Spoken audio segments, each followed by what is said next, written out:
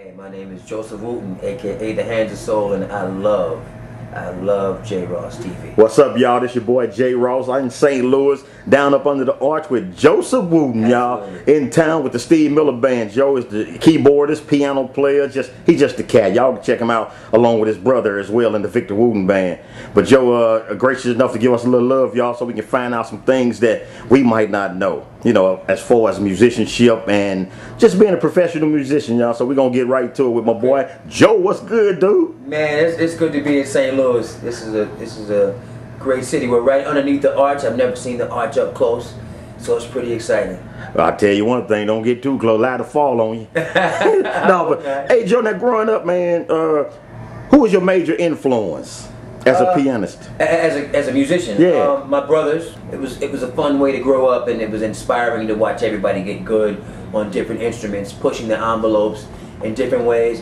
But as a keyboard player, I remember seeing Sly Stone for the first time on television and just really connecting with that really cool approach. Not just the fact that it was cool and it was socially relevant and it was intelligent. Well, hold on, Joe. Now, everybody know you a social conscious individual. Okay. But kind of break it down, like, what about Sly, you know, what he was doing that just stirred your soul? It made your spirit say, oh my goodness. Well, in the beginning, it was just something that I kind of just felt, his approach was just so cool that I just connected with it. In the beginning, I'm not even sure that I knew why I was connecting with it so much.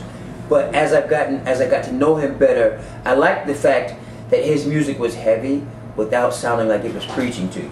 It was heavy without sounding like it was preaching. It wasn't like a sermon or that kind of thing. But you could make it if you try. You know, you could make it if you try. I appreciate it. Right? You could make it if you try. Sing a simple song. It's a family affair. All of those things were heavy messages. But they didn't sound like sermons. They sounded like the coolest music that you ever heard, and I just thought that was, I could see the power in there. Yeah.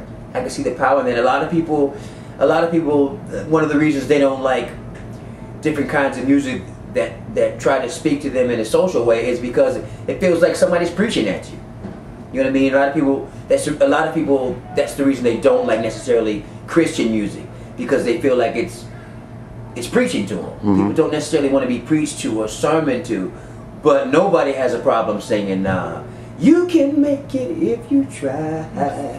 You know what I mean? Yeah. You sing that and feel cool about it, not even realizing that it's an uplifting, it's there for you to be uplifted.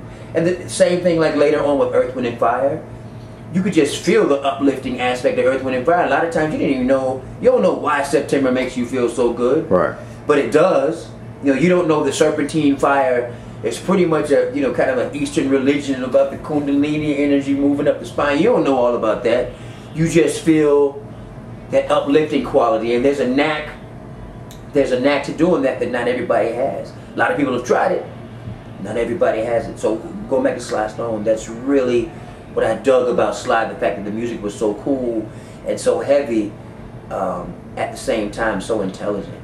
And my other influence after that later on, the main one, I was talking to you earlier about it, was George Duke. George Duke, man, he does such a good job of going back and forth between jazz and funk, but doing it in a legitimate way. George's jazz is legitimate. His funk is legitimate. His gospel, which a lot of people don't know, is legitimate. And he doesn't sound like a jazz guy playing funk. He doesn't sound like a funk guy playing jazz. And my older three brothers, Rudy, Roy, and Reggie, when I was too young to go to a concert in Virginia, they went and they did the old bootleg. They brought in a mini cassette player. That's how long ago it was. They brought in that cassette player and taped it because they knew how inspiring it would be for Victor and I, because we were too young to go. And they brought that cassette tape home, and I heard George Duke working that mini moog, and I've never been the same since. Well, Joe, let me ask you this now. I don't want to stay on this same thing, but a lot of people ask me this, so I want to get it from somebody who actually know, who've been there.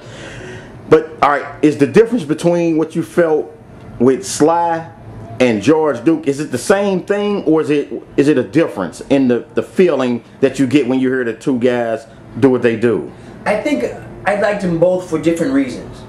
I like Sly Stone pretty much because his music was so intelligent and heavy and cool. He didn't. But see, now, hold on, John. I don't mean to cut you off. Okay. Most cats that play, you know, really not they into it. But what do you mean when you say intelligent? Sly was a wordsmith. Okay. You know what I mean? What his use of words. What's a great Sly lyric? There's a Mickey invitation of disaster in time. You'll go faster. Harry Hippie is a waste as if he has to. Procrastinating. Do you see what I mean? That's just so clever. Yeah, but I don't know what that means. Yeah. That's deep. Yeah, it really is. Harry Hippie is a waste as if he has to be a waste. Procrastinate. Right. Harry Hippie is a waste as if he has to. Procrastinating. You know. Yeah. There's a movement in the mind of the doer. In time, feel a little newer. I switched from coke to pep, and now I'm a connoisseur. Yeah, man. It's just even the stuff that I didn't get. You know what I mean? Because I was young when I became a Sly Stone fan, maybe 9 or 10 or something.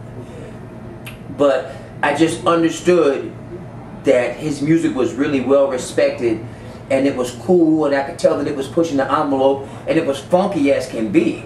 I mean, probably Thank You for Letting Me Be Myself was probably the first bona fide, not the first tune that had funk in it, but the first bona fide funk tune with the thumb and the kind of singing, and it was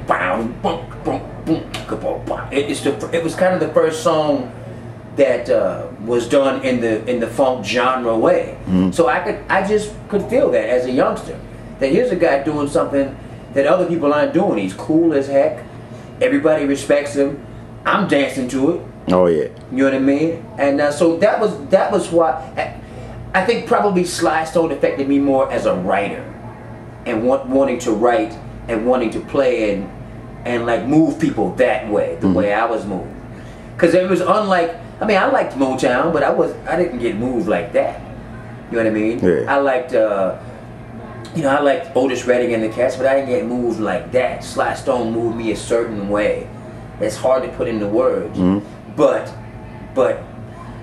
I'm still struck by it. Now with George Duke, he struck me more as a player. George Duke struck me more as a player, that you could be that funky and that jazzy too. And the other thing with George Duke, the main thing that got me first, because I didn't have anything that bent pitches. So the first time I heard George Duke go, that just hit me to the center of my soul. The fact that you could make a keyboard do that. Yeah. Before, it was Little Richard and synthesizers, sort of Edgar Winter, made the synthesizer rock. But nobody had done that yet, to move you in a real soulful way. Yeah. I mean, when I heard that, I'm telling you, when I heard that lick right there, it just opened the door for me about what you could do with the keyboard. When I found out you could make a keyboard do that, I was like, well, man. As soon as I got my synthesizer, man, I was wearing that pitch lever out. We in St. Louis, y'all, under the Gateway Arch with Mr. Joe Wooten, y'all. Getting ready for the concert to start with the Steve Miller Band. 150,000 people strong, y'all, and it is hot in the Lou, y'all.